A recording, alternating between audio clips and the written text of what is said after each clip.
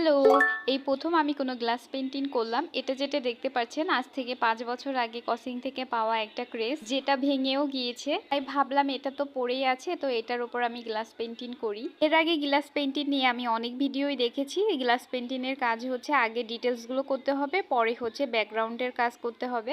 Normally আমরা যে পেইন্টিংগুলো করি সেগুলো আগে আমরা পিছনে ব্যাকগ্রাউন্ডের কাজ করি, পরে যে ডিটেলসের কাজ করি। আর গ্লাস পেইন্টিং এর ক্ষেত্রে হচ্ছে ঠিক উল্টাটা। সো এবার আসুন পেইন্টিংটি কিভাবে করলাম সেটি আপনাদের সাথে শেয়ার করি। যেহেতু এটাই আমার প্রথম, সেহেতু আমি সহজে একটা পেইন্টিং বেছে নিয়েছি। এখানে আমি কিছু ডেজি ফুল আর্ট করেছি। আগে আমি ফুলগুলো আর্ট করে নিয়েছি, এরপর আমি ফুলের ডাল পাতাও আর্ট করে নিয়েছি। এখানে আমি আমার পেজের নামটাও লিখেছিলাম, কে আর্টস অ্যান্ড ক্রাফট। গ্লাসের উল্টা পাশে লেখা একটু কঠিনই ছিল, যার কারণে আমি এটা ভিডিও করিনি, নিজের মতন করে লিখেছি। এরপর রঙগুলো শুকিয়ে যাওয়ার পর পিছনের ব্যাকগ্রাউন্ডের রঙগুলো করে নিয়েছি। এখানে হচ্ছে অবশ্যই আগের রঙগুলো শুকিয়ে নেবেন, না হলে হচ্ছে দুটা রং একসাথে মিশে একদম ভালো করে ছবিগুলো বোঝা যাবে না। আমি যেহেতু প্রথমবার এটি করেছি, এর কারণে ওই ভুলটাই করেছি। রঙগুলো শুকিয়ে যাওয়ার আগেই আমি হচ্ছে পিছনের রঙগুলো করেছি, যার কারণে দুটা রং একসাথে মিক্সড হয়ে গিয়েছিল।